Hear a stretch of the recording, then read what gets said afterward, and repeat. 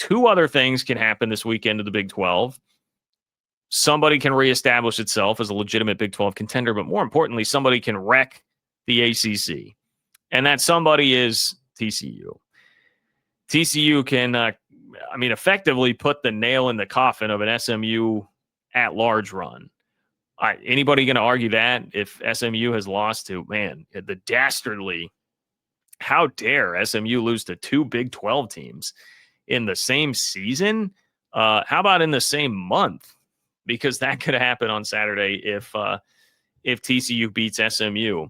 And I got to be honest, as far as that game goes, man, I really like where TCU's at. I really like where TCU's at. Now, I will say my trepidation is this game in TCU's head at all after the mess that was last year?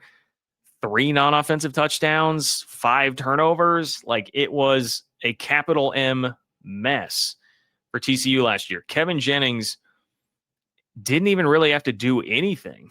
Like, the PFF guys said the depth of target in that game for Kevin Jennings was his lowest of the season, meaning he didn't have to try and push it downfield. He's a high-risk, high-reward guy.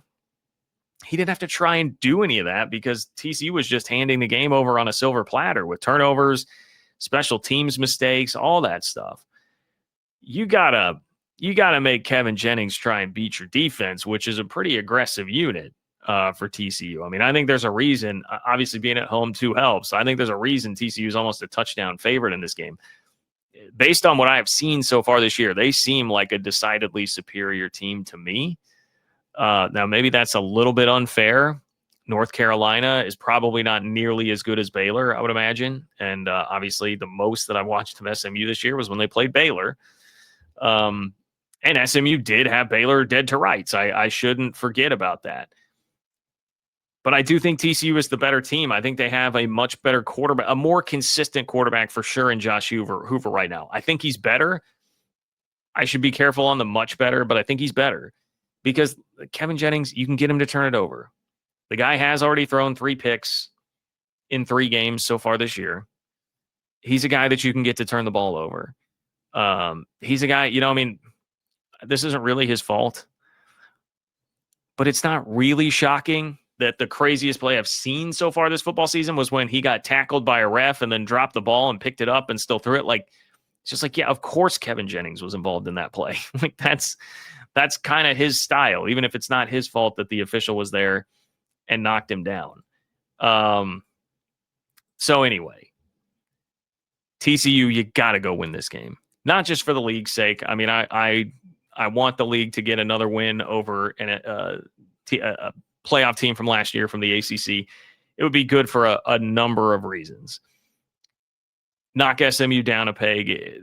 The ACC does feel pretty wide open outside of, I don't know, man, Miami looks pretty darn good. Florida State looks pretty darn good. Outside of that, really wide open. But I think if SMU feels like, well, we can't even get in that large spot because our resume's kaput with 2 non-con losses, it'd be great. You'd love to inflict that.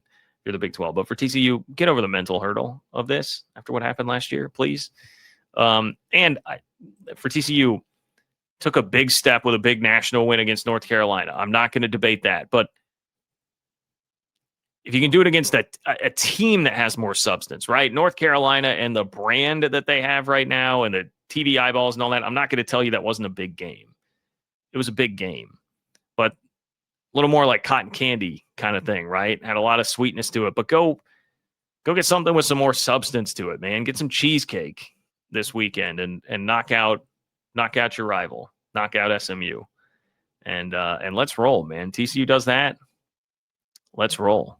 Frogs are going to be well positioned. I mean, it doesn't affect their conference title chances at all by losing the game, but in terms of the vibe, the feelings around TCU, they win that game, the vibes will be very high, very high.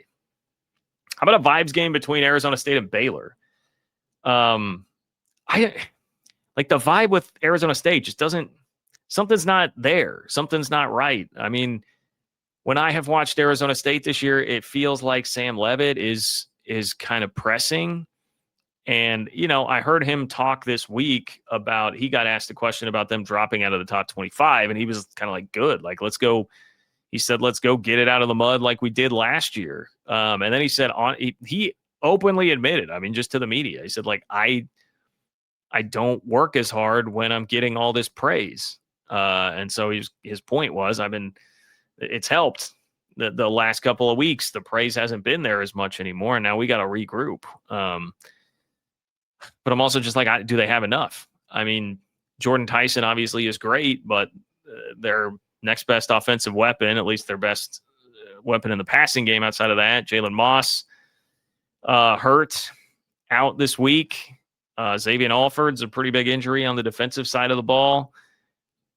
Arizona State's going to have to, I think they will have to run on Baylor and use Sam Leavitt should just have like a Colin Klein level of carries, I think, in this game, because Baylor, I mean, just go watch the Jackson Arnold tape, right? Like, if I were watching that tape and I'm Kenny Dillingham, I'm like, all right, well, guess what? I've got just the thing. Welcome to Sam Leavitt. Like, get ready to learn Sam Leavitt, buddy, is what I would be saying to the Baylor defense, because he still is a freak athlete. He is a phenomenal athlete and can run the ball, but it just feels like in the maybe a little too much hero ball right now for Leavitt, probably feeling some pressure without Scadaboo and all that.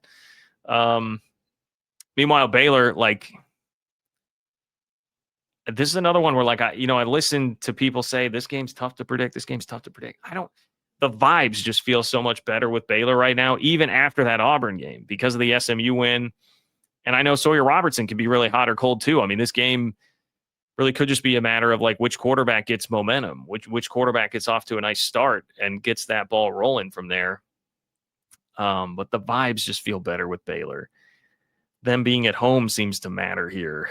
I would definitely be a Baylor lean, but either one of these teams, just a monster game for them with up and down at best non-conference schedules so far, and both wanting to like keep pace with the winner of Utah, Texas Tech, because I think the winner of this game, people would kind of be like, okay, let that team's going to be in it. Like, we should not count them out. And I said this 2 weeks ago.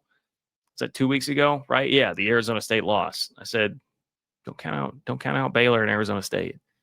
Don't count out either one of those teams in the Big 12 title race. Easy to do right now. And Utah and Texas Tech are the sexier couple.